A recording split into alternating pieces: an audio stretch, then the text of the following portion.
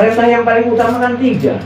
Ikat kepalamu, ikat pinggangmu atau perutmu, ikat bawah perutmu. Maksudnya apa ya? Ikat kepalamu. Nah, kemudian yang kita lakukan secara budaya, ya kan? Kita ikat dengan udeng, dengan blangkon, dengan jilbab, dengan berbagai macam ikatan, dengan peci, dengan dan sebagainya. Orang Buddha tidak diikat kepalanya, tapi digundur. Ya. Ya. Karena semua yang ada di kepala ini harus diikat. Tapi orang seringkali hanya menjalani ritualnya. Pakai jilbab, pakai udeng, pakai peci, pakai blangkon. Itu kan ritual saja. Percuma kita mengikat kepala, tapi kita nggak mampu mengendalikan isinya kepala. Sulit itu. Yang sulit. Iya, percuma kita ngikat pinggang, tapi kita masih kelaparan, masih ngambil barangnya orang dengan. Istilah ikatan-ikatan ini harus betul-betul kita lakoni. Memang pada tingkat awal kita kan diberi contoh dengan mengikat kepalanya, dengan pakai jilbab, pakai udeng, pakai blangkon. Tapi di tingkat selanjutnya bukan kepalanya yang diikat, tapi isi kepalanya. Panca indera kita harus kita ikat. Selanjutnya perbuatan kita pun harus kita ikat. Nafsu-nafsu dari ketiga tempat ini harus kita ikat. Karena sumber kejahatan itu dari 3 tempat. Dan kejahatan yang paling jahat itu datangnya dari sini, pikiran, bukan dari seks.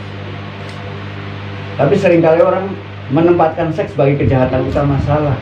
Andai kata orang berbuat jahat di tingkat seks, korbannya paling 1-2. Setelah itu ketangkep. Orang yang berbuat jahat karena perut, paling uang kantor dibawa lari, ketangkep. Tapi kejahatan ini, Pikiran. kalau dia merasa benar sendiri, kemudian dia pegang kekuasaan, maka sepaham bisa dihancurkan. Iya, semuanya. Seperti saat ini. Iya, ini lebih jahat, tapi orang nggak sadar dengan ini. Makanya tidak heran kalau manusia adalah budak dari pikirannya sendiri. Bagaimana kita melepaskan dari perbudakan-perbudakan itu? Jadi bagaimana Islam itu berbahasa Arab karena Muhammad orang Arab. Semua ajarannya bisa masuk ke seluruh wilayah. Kalau kita mampu memahami esensinya, tidak ada perbedaan dengan kejawen dan lain sebagainya, tidak ada perbedaan. Hanya ritualnya yang berbeda, tidak jadi masalah. Itu kan jadi beraneka ragam. Ya. Dan yang paling penting, setiap pribadi harus terus mengembangkan diri, mencapai puncak. Percuma kita kalau hanya terus melulu di tingkat syarikat, di tingkat awal. Kita hanya bertengkar di masalah itu, tidak pernah selesai. Perkara-perkara kecil sekali, ya. Kita harus jadi seorang pemberani. Tuhan tuh cinta sama seorang pemberani. Tuhan tuh cinta sama seorang pemberontak. Sama seperti anak gajah yang mau memberontak dari ikatan-ikatan yang mengikat dia di waktu kecil. Jadi